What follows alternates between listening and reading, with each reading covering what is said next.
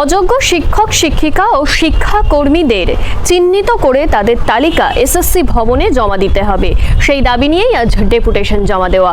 Supreme কোর্টে হাইকোর্টের রায় বহাল রেখেই কিন্তু অযোগ্য শিক্ষক শিক্ষিকা এবং শিক্ষাকর্মীদের তালিকা জমা দেওয়ার কথাই বলা হয়েছে।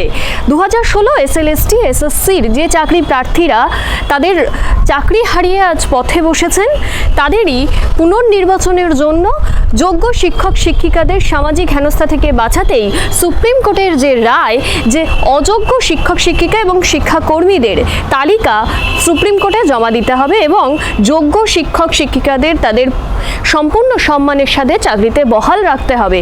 সেই কাজের জন্যই পুনর্নির্বাচনের জন্যই কিন্তু পুনরায় তাদের যে তালিকা সেই তালিকা চিহ্নিত করে এসএসসি ভবনে জমা দেওয়ার নির্দেশ দেওয়া হলো।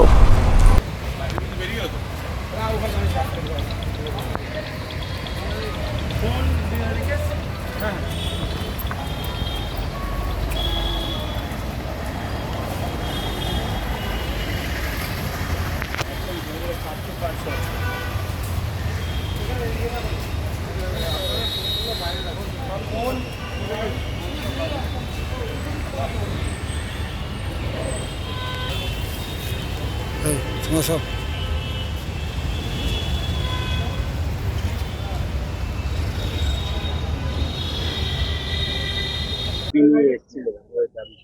আমরা নবম দশম শ্রেণীর যারা যোগ্য ক্যান্ডিডেট সেই প্রতিনিধি হিসেবে আমরা এসেছিলাম।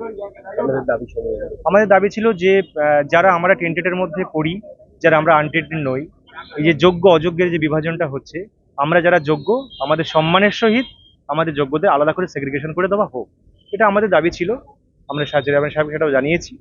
এবার উনি বলেছেন তিনি তার ব্যবস্থা নিচ্ছেন। আমরা চেয়ারম্যান সাহেবের সাথে কথা বলে আমরা মোটামুটি আশ্বস্ত। আগেরবার যে কথাটা বলেছিলেন সেটা রেখেছিলেন, আমরা সেই দাবিটাই বলেছি। আগেরবার যে কথাটা বলেছিলেন সেটা যখন রাখা হয়েছে, এবারও যেন আপনাদের তরফ থেকে সেই আপনাদের সেই ফাইটটা আমরা পাই, এটুকু আমরা বলে এসছি। Thank you. আপনার নাম? নাম থাকুক। Thank you. নাম ঠিক আছে, আমরা সবাই নাইসের ক্যান্ডিডেট। হিতেশ মণ্ডল, ফাইল মিশ্র।